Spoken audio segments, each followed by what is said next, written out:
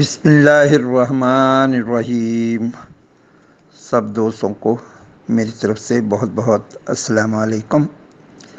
अल्लाह तबारक व तआला से दुआ है कि अल्लाह तबारक व तआला प्यारे नबी पाक मोहम्मद मुस्तफ़ा सल्लल्लाहु अलैहि वसल्लम के वसीला से आप सबको और सब घर वालों को, बच्चों को, बड़ों को, सबको सेहत व तंदरुस्ती वाली ज़िंदगी अता फरमाए, सबको नेक बनाए। आमीन सुम्मा आमीन या रब्बल आलमीन।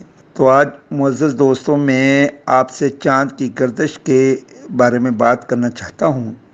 जिस तरह सितारों के असरात ज़मीन के ऊपर, इंसानों के ऊपर, चरिंद परिंद के ऊपर, हर चीज़ के ऊपर आते हैं, इसी तरह चाँद के भी असरात ज़मीन के ऊपर आते हैं। चाँद हमारी ज़मीन का सबसे बड़ा सितारा है जिसके असरात ज़्यादा आते हैं। तो चाँद के असरात देखने के लिए हम रोज़ाना आपको उसके असरात की कुछ थोड़ी सी तफसीलात बताते हैं।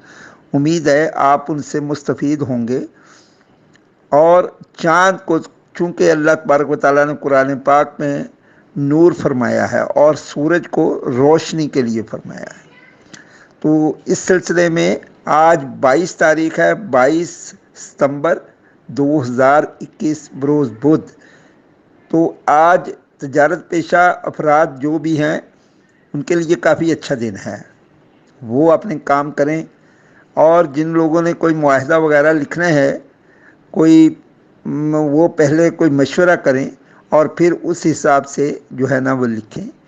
अपने अपने अखराजात को एतदाल पसंदी के साथ तो ख़र्च करें, थोड़ा अखराजात कम करें आज के दिन में, बल्कि हमेशा के लिए थोड़ी सी एतदाल पसंदी इख्तियार करें, तो इंसान के लिए ये बेहतरी है।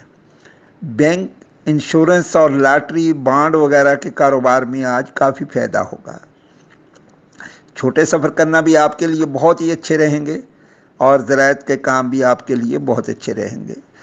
तो ये आज के कुछ असरात मैंने आपको बताए हैं। उम्मीद है आप इनसे मुस्तफ़ीद होंगे। अल्लाह तबारक व तआला आपको बहुत ज़्यादा रहमतें और बरकतें अता फ़रमाए। आमीन सुम्मा आमीन या रब्बल आलमीन।